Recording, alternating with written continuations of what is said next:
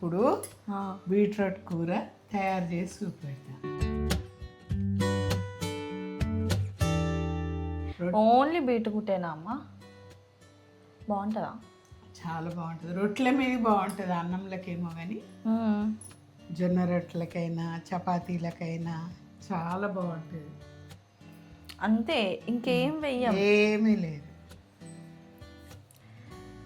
ఏం లేదంటే నూనె పోయాలి. నూనెలోనే తాలింపు వేసుకుంటాం అమ్మ, ఇంకా ఎలా వేసుకుంటాం? మరి నువ్వు అడిగిన దానికి డౌట్ వచ్చి చెప్పా. అంటే ఇంకా బీట్రూట్ ఒక్కటేనా, దాని కాంబినేషన్లో క్యారెట్ అని ఏమి యూస్ చేయం. ఓన్లీ ఉల్లిపాయ బీట్రూట్ అంతే. ఫ్రైలా ఉంటుందా అమ్మ? ఫ్రై. సరే చూద్దాం ఎలా ఉంటుందో. ఉల్లిపాయలు వేయాలి, పసుపు. అమ్మ దీనికి పోపేం పెట్టగా అమ్మ? ఏం పెట్టారు, ఇంతే ఇంతే. ఇప్పుడు ఇందులో ఒక్క సుక్క నీళ్ళు వేయకుండా వండుతా. ఇదే ఆయిల్తో మొత్తం చూడు. ఇది వంట కంటే ముందు ఛాలెంజ్లా అనిపిస్తుంది అమ్మ. చుక్క నీళ్ళు వేయను, ఇంతే ఆయిల్ పోస్తా. చూడు, నువ్వు ఇక్కడే నిలబడి చూడు. అవేసి ఏదమ్మా? బీట్రూటా? బీట్రూట్.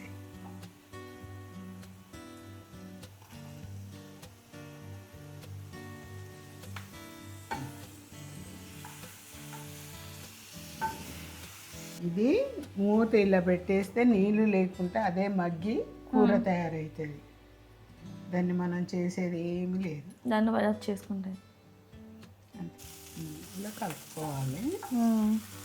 తర్వాత కొంచెం ఉప్పు వేసుకోవాలి, సరిపోయేంత ఉప్పు.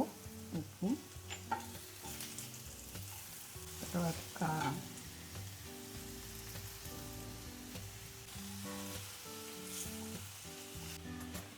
మళ్ళీ మూత పెట్టాలి. మూత పెట్టి మగ్గించేసుకోవడమేనమ్మా ఇంకా? అంతే, అయిపోయింది.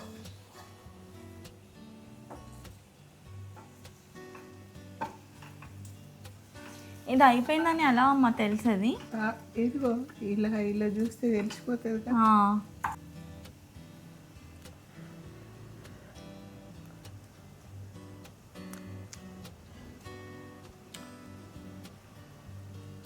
బాగుందమ్మా, ఉప్పు కారం అన్నీ పర్ఫెక్ట్గా ఉన్నాయి.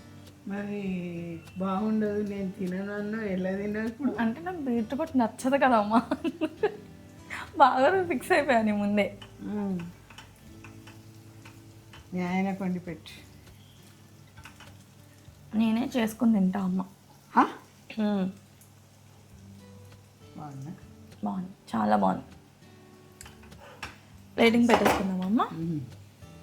అమ్మ ఇంత మంచిగా చేసాం కదా, ఇది మనకు సరిపోతుందా చెప్పండి? చాలు. ఇంత టేస్టీగా ఉంటే మనకి ఎక్కడ సరిపోతుంది అమ్మ? చిన్నోడు పెద్దోడు ఎందుకు వస్తాయా? అన్నయ్య వస్తాయా? మీరున్నారా? నేనున్నానా? నిధి అక్కున్నారా? పెద్దోడు సరిగ్గా తినారు. ఎందుకు తినకమ్మా ఇంత మంచిగా ఉంటే? ఇవాళ నేను తినిపిస్తా, చూడండి తింటారు ఖచ్చితంగా. తినబెట్టు చూద్దాం. మేము మా పనిలో ఉంటామండి. నెక్స్ట్ రెసిపీతో మళ్ళీ కలుద్దాం. బాయ్.